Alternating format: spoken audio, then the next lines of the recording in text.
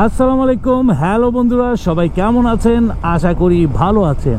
এই কয়েকদিন আগেই আমি আমার বাইকটাকে সিরামিক কোটিং করিয়েছি, কিন্তু সিরামিক কোটিং করানোর আগে আমি কিছু ভুল করেছি এবং সিরামিক কোটিং করানোর পরেও আমি কিছু ভুল করেছি। আমার কাছে মনে হলো কিছু ব্যাপার যদি আপনাদেরকে একটু শেয়ার করে দেই, তাহলে আপনি যে বাইকটাই চালান না কেন আর যেখান থেকেই সিরামিক কোটিং করান না কেন, আপনার বাইকটা থাকবে অনেক সুন্দর। একটা সময় ছিল মানুষ তখন বাইক কিনতো, অকটেন ভরতো এবং শুধু চালাতো।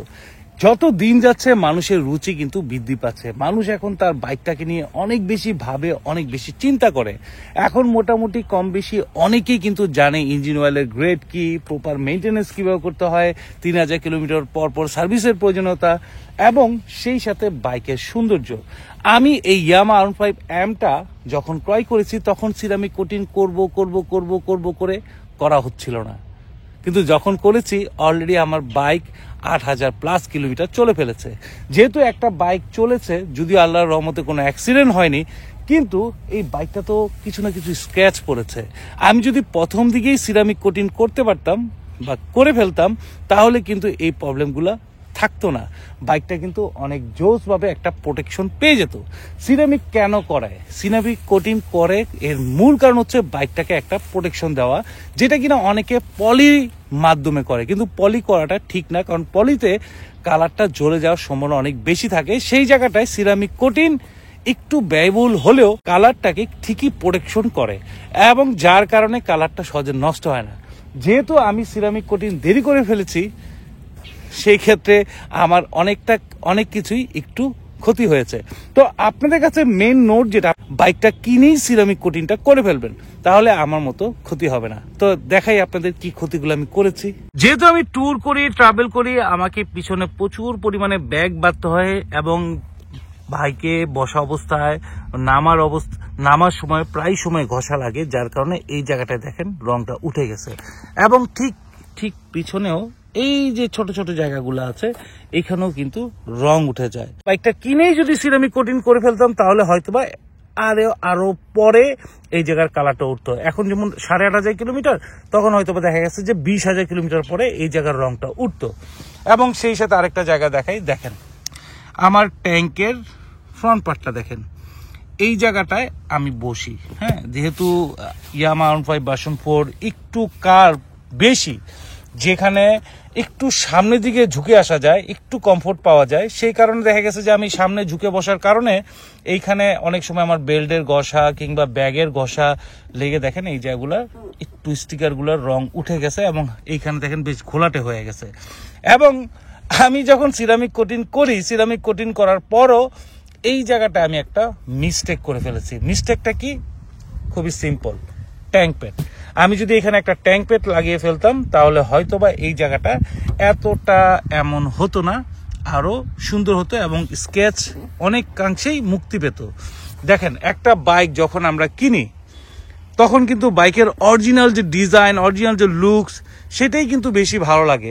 আমি ব্যক্তিগতভাবে বাইকের অরিজিনাল কালার, ডিজাইন, গ্রাফিক্স থেকে অন্য কোনো গ্রাফিক্স যাওয়াটা আমার কাছে অনেক মন মানে না। মন চায় যে আমি বাইকের স্টক কালারে, স্টক ডিজাইনই থাকে। কিন্তু আজকে আমাকে অনেকের মতোই ট্যাঙ্কের এই সামনের জায়গাটা স্কেচ বাঁচানোর জন্য একটা ট্যাঙ্ক প্যাড লাগাতে হবে। যদি আমি সিরামিক কোটিং করেই যদি ট্যাঙ্ক প্যাডটা লাগিয়ে ফেলতাম, তাহলে হয়তোবা এই ঘষাটা পড়তো না। যাই হোক, আশা করি স্প্যানার তারা এটাকে সাধুবাদ জানাবে এবং সুন্দর করে আমাকে একটা ট্যাঙ্ক প্যাড লাগিয়ে দিবে। এছাড়া বাইকের আর কোনো জায়গায় কিন্তু আমার কোনো প্রবলেম হয় নাই এবং যথেষ্ট ভালো, যথেষ্ট সুন্দরভাবে আমি বাইকটি চালাতে পারছি এবং অনেক জোসভাবে ট্যুর করতে পারছি। যদিও স্পোর্টস বাইক ওইরকম ট্যুর ট্রাভেল করার জন্য না, কিন্তু প্রিভিয়াস R15 ভার্সন 3 থেকে একটু কমফোর্ট লেভেলটা বেড়ে যাওয়ার কারণে এখন আমি এটা দিয়ে ট্যুর দিতে মোটামুটি একটু ভালোই লাগছে। তারপরও স্পোর্টস বাইক কি আর সেই আরামটা হয়?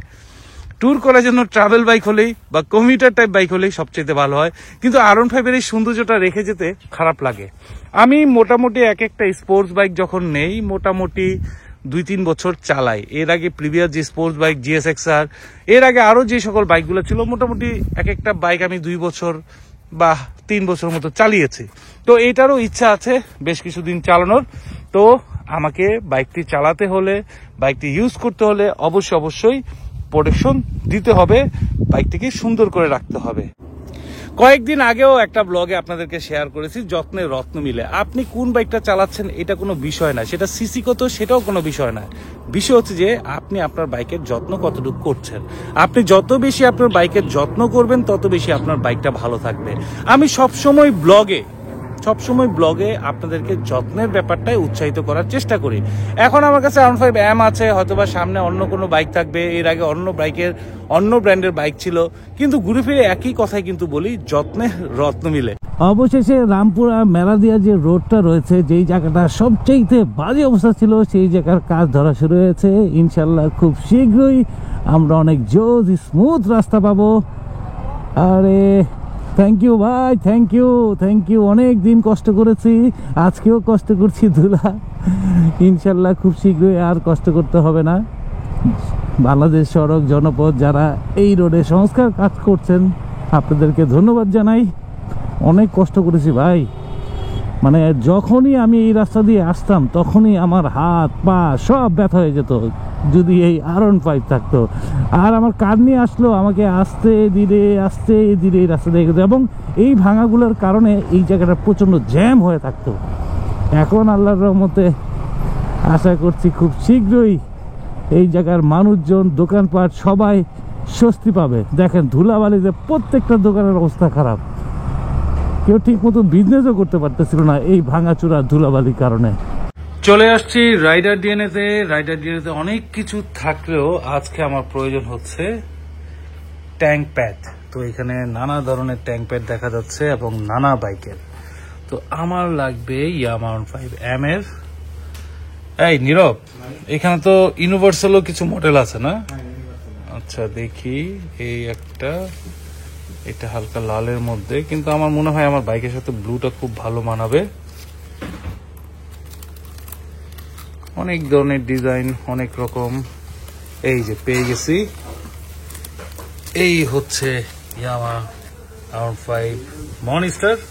আই থিঙ্ক এটাই আমার বাইকের জন্য সবচাইতে বেস্ট হবে। টান দিয়ে ছিঁড়ে ফেলি। আর নীরব, তাহলে টান দিয়ে বের করলাম। হ্যাঁ ওকে। তো ভাইয়া একটু কষ্ট করে আমার বাইকে একটু তুমি এটা। অবশ্যই ভাই, আমাকে 10-15 মিনিট টাইম দিতে হবে। ওকে।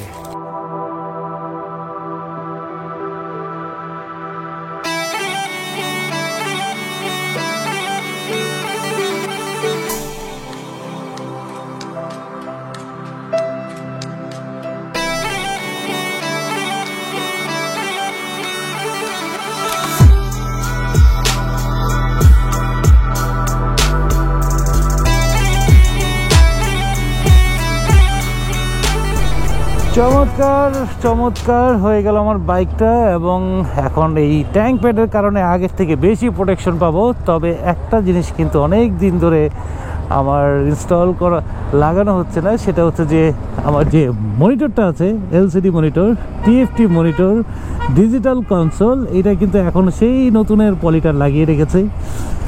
এইটারও একটা প্রোটেকশন লাগানোর দরকার। এই হচ্ছে আমাদের সোহাগ ভাই সব ঢাকা 5 জন। ভাই একটু পিছনে রাখি নাকি, যেহেতু দোকানটা বন্ধ আছে। মগবাজারের এই রাস্তাটা এত বেশি ক্রাউড থাকে, মগবাজার মধুবাগ, মানে এখনো ক্রাউড শুরু হয়নি। যখন অফিস শুরু হয়ে যাবে তখন একেবারে ক্রাউড হয়ে যাবে। তো সোহাগ ভাই দোকান দিয়েছে অনেক দিন ধরেই, কিন্তু আমি আসবো করে আসা হচ্ছে না। অনেক দিন ধরেই অনেক দিন ধরে নিমন্ত্রণ জানিয়ে আসছে। তো আমার যেটা দরকার আমি আগে সেটা কালেক্ট করি।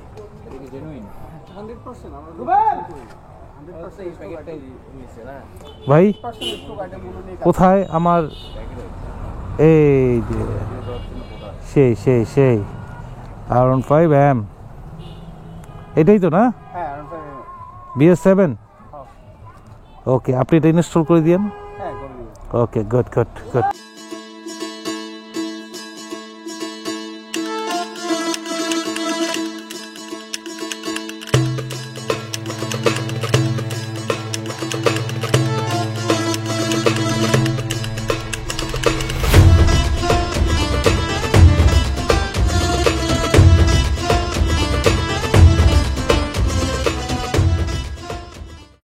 আর মোটামুটি ঢাকা সিটিতে ক্রুজ করার জন্য আবার একটা নর্মাল গ্লাস নিয়ে নিলাম।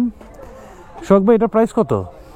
এটা আমরা 750 টাকা সেল করতেছি। 750 টাকা? মাত্র 750 টাকা। বলেন কি, ফিক্সড? হ্যাঁ, আমাদের প্রাইস ফিক্সড। তাহলে তো এটা নর্মালি আমি আদার্স বিভিন্ন দোকান থেকে কিন্তু 950 টাকা দিয়ে কিনেছি। সো 750 টাকা খুব রিজনেবল একটা প্রাইস। কি বলেন আপনারা? আমাদের এখানে আমি বলি, আমরা এই একটু ব্যতিক্রম অন্যদের থেকে, কারণ হচ্ছে আমরা ফিক্সড প্রাইস মিনিমাম মার্জিন নিয়ে করছি। সাধারণত পার্টস ফিক্সড কোথাও হয় না, হ্যাঁ, শুধুমাত্র অফিসিয়াল শোরুমগুলো ছাড়া। কিন্তু আমরা Dhaka Partzone, your trusted motorcycle parts shop, আমরা যেটা করছি পার্টসটাকে ফিক্সড প্রাইস করে ফেলছি। কারণ হচ্ছে মিনিমাম মার্জিন নিয়ে যাতে বার্গেনিং করতে না হয়। আপনি আসবেন, যেটা পছন্দ হবে প্রোডাক্টের প্রাইসটা বলে দিব, পছন্দ হবে নিয়ে চলে যাবেন, জাস্ট এতটুকু। সোহাগ ভাই, আপনি তো দেখি আপনার পেজের মতো খুব মানে পুরা মানে সোহাগ ভাই যে ঢাকা পাঁচজন পেজটা আছে ঠিক এইভাবে সোহাগ ভাই কথা বলে। যাক সোহাগ ভাই, আমার ব্লগে আপনার পেজের ফ্লেভারটা পেয়ে গেল সবাই। তো ভাই আসি তাহলে। আর এটা 750 টাকা। ওকে ওকে, 750। হ্যাঁ, 750। Thank you, thank you. আমার কাছে দিয়ে দিতে হলে ছোট্ট করে। হ্যাঁ। ঢাকা পার্টজন শুধু হ্যান্ড গ্লোভস কিন্তু বিক্রি করে না। 6টা ব্র্যান্ড আছে, আমার সুজুকি, বাজাজ টিভিএস, হিরো, যে সকল ব্র্যান্ড আছে মোটামুটি সবগুলো ব্র্যান্ডেরই প্রোডাক্ট বিক্রি করে। এবং ইঞ্জিন অয়েল, অফিসিয়াল ইঞ্জিন অয়েলগুলো ঢাকা পার্টজন বিক্রি করে, এবং সেটা অফিসিয়াল প্রাইসে এবং 100% অফিসিয়াল প্রোডাক্ট।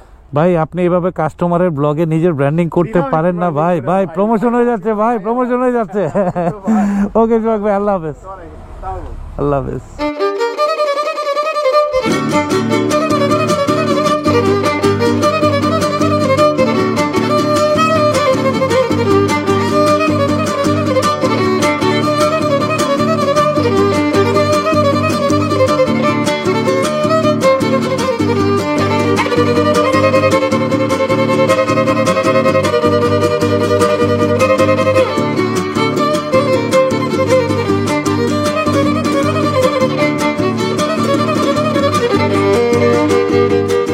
বাইকের যত্ন আদির একটা বড় ভুল কোথায় হয় জানেন? সেটা হচ্ছে বাইক ওয়াশে।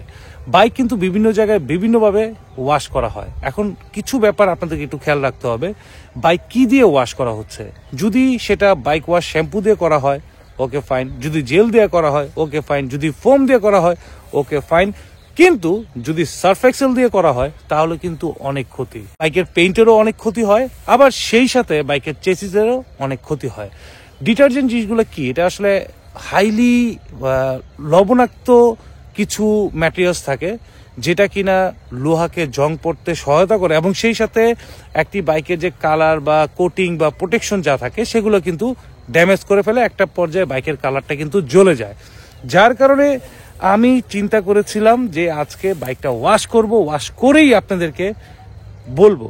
তো আপনারা বাইক যেখানে ওয়াশ করেন না কেন সেখানে অবশ্যই দেখে নেবেন, জেনে নেবেন, বুঝে নেবেন সার্ফ এক্সেল দিয়ে যেন ওয়াশ না করা হয়। অবশ্যই সেটা যেন ফোম, শ্যাম্পু কিংবা জেল হতে পারে, কোনো সমস্যা নাই। আর আমার এখানে খুব বেশি টাকা খরচ হয় নাই একটা বাইককে মিনিমাম প্রোটেকশন দেওয়ার জন্য। আমার যেটা ট্যাঙ্ক প্যাড ছিল সেই ট্যাঙ্ক প্যাডের দাম হচ্ছে মাত্র 300 টাকা, এবং বাইকের যে আমার মিটারের যে প্রোটেকশনটা সেটার দাম নিয়েছে মাত্র 200 টাকা। আমার এই ট্যাঙ্ক প্যাডের কারণে কিন্তু যেই জায়গাটা সবচেয়ে বেশি দাগ পড়ে সেটা রক্ষা পাবে, এবং স্ক্রিন প্রোটেক্টরটা আসলে দরকার এই কারণ ওই জায়গাটা হয়তো বা আঘাত লাগে না, কিন্তু যদি কিছু লেগে যায়, যেহেতু সেন্সিটিভ একটা জায়গাটা নষ্ট হয়ে যেতে পারে। একটা বাইক যত বেশি ময়লা হয় তত বেশি পরিষ্কার করতে হয়, তত বেশি ওয়াশ করতে হয়, তত বেশি মুছতে হয়, আর তখনই কিন্তু বাইকের পেইন্টের উপর একটা প্রেশার পড়ে। আর যদি আপনি সবসময় বাইকটাকে, সবসময় বলতে যখন একটু বেশি সময়ের জন্য আপনি যাত্রা বিরতি দিবেন, সেখানে যদি বাইকটা ঢেকে রাখেন সেখানে অনেক ধুলা বালু ময়লা টলা হাত থেকে কিন্তু আপনার বাইকটা রক্ষা পাবে। সো বন্ধুরা, এই সিম্পল সাধারণ কয়েকটা পরিচর্যা, কিছু যত্ন আদি আপনার বাইকটাকে সবসময় সুন্দর রাখতে পারে। তো বন্ধুরা ভালো থাকবেন, আপনার বাইকও যেন ভালো থাকে সেই দোয়াই করি, সেই কামনা করি। সবার ভালো থাকাটাই চাই মনে প্রাণে।